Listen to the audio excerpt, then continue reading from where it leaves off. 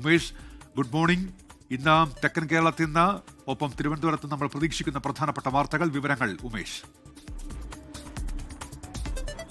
Good morning. ഇന്ന് ഏറ്റവും സുപ്രധാനമായിട്ടുള്ളത് നേതൃതലത്തിൽ CPI നേതൃത്വത്തിലെ യോഗങ്ങൾ തന്നെയാണ്. തെരഞ്ഞെടുപ്പിൽ ഏറ്റ തിരിച്ചടി അത് പ്രധാനമായി നേതൃയോഗങ്ങൾ ഇന്ന് വിലയിരുത്തും. CPIയും സംസ്ഥാന കമ്മിറ്റി യോഗവും സംസ്ഥാന സെക്രട്ടേറിയറ്റ് യോഗവും ചേരും. CPIയുടെ എക്സിക്യൂട്ടീവ് യോഗവും സംസ്ഥാന സെക്രട്ടേറിയറ്റ് യോഗവും ഇന്ന് ചേരുന്നുണ്ട്. എന്തായാലും രാവിലെ തന്നെ യോഗങ്ങൾ തുടരും. പ്രധാനമായി സർക്കാർ വിരുദ്ധ വികാരമുണ്ട് എന്ന് തന്നെയാണ് പ്രാഥമിക വിലയിരുത്തൽ. ഒപ്പം ശബരിമല സ്വർണ്ണക്കൊള്ള കൂടാതെ ആഗോള അയ്യപ്പ സംഗമം ഉൾപ്പെടെയുള്ള വിഷയങ്ങൾ തിരിച്ചടിയായി എന്ന് പ്രാഥമികമായി വിലയിരുത്തുന്നുണ്ട്. പക്ഷേ ഇന്നത്തെ യോഗത്തിന് പ്രത്യേകത, ഇന്ന് പ്രധാനമായി വോട്ട് കണക്കുകൾ, അതിൻ്റെ ശതമാന കണക്ക്, ഇതുമായി ബന്ധപ്പെട്ടുള്ള ജില്ലകളിലേറ്റ തിരിച്ചടികൾ തുടങ്ങിയ കാര്യങ്ങളെല്ലാം പ്രധാനമായി ചർച്ച ചെയ്യും.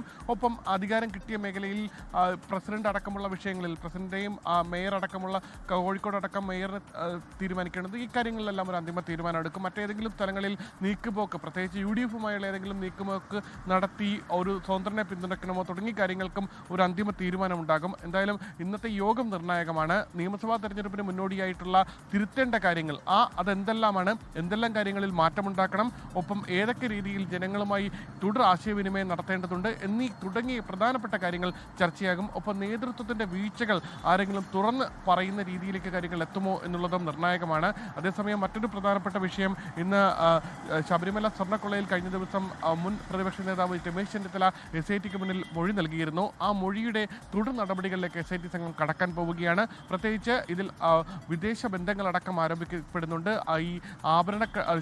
ഈ വിഗ്രഹക്കടത്ത് ഉൾപ്പെടെയുള്ള ആഗോള ടീമുമായെല്ലാം ഇതുമായി ബന്ധപ്പെട്ട ഗൂഢാലോചനകളും ഇടപെടലുകളും നടന്നിട്ടുണ്ടെന്നായിരുന്നു രമേശ് ചെന്നിത്തലയുടെ പ്രധാന ആരോപണം. ഇതിലൊരു വ്യവസായിക്ക് തനിക്ക് പറഞ്ഞ കാര്യങ്ങളാണ് എന്നാണ് രമേശ് ചെന്നിത്തല അറിയിച്ചിരിക്കുന്നത്. അതുകൊണ്ട് തന്നെ വ്യവസായിയെ കണ്ട് വ്യവസായിയിൽ നിന്ന് മൊഴി രേഖപ്പെടുത്തി മറ്റേതെങ്കിലും രീതിയിലുള്ള വിവരങ്ങൾ ശേഖരിക്കാനാകുമോ എന്നുള്ളതാണ് SIT സംഘം നോക്കുന്നത്. അതേസമയം ഈ വ്യവസായിയുടെ വിവരങ്ങൾ പുറത്തു പോകാൻ പാടില്ല, അതീവ രഹസ്യമായിട്ട് വേണം ഇത് നടത്താനെന്നുള്ള ആവശ്യം രമേശ് ചെന്നിത്തല മുന്നോട്ട് വെച്ചിട്ടുണ്ട്. സ്വാഭാവികമായി അതീവ രഹസ്യമായിട്ടായിരിക്കും ഇതുമായി ബന്ധപ്പെട്ട SIT സംഘത്തിന്റെ നീക്കം.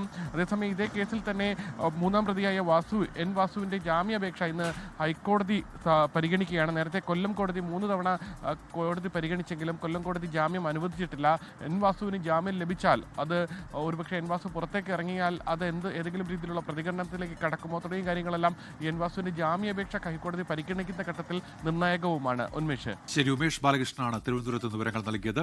ലോകത്തെവിടെയായാലും ഏത് സമയത്തും 24 വാർത്തകളും ഓഗ്മെന്റഡ് റിയാലിറ്റി പാക്കേജുകളും എക്സ്പ്ലെയിനറുകളും വിശദമായി കാണാൻ ഞങ്ങളുടെ YouTube ചാനൽ നിങ്ങൾക്ക് സബ്സ്ക്രൈബ് ചെയ്യാം.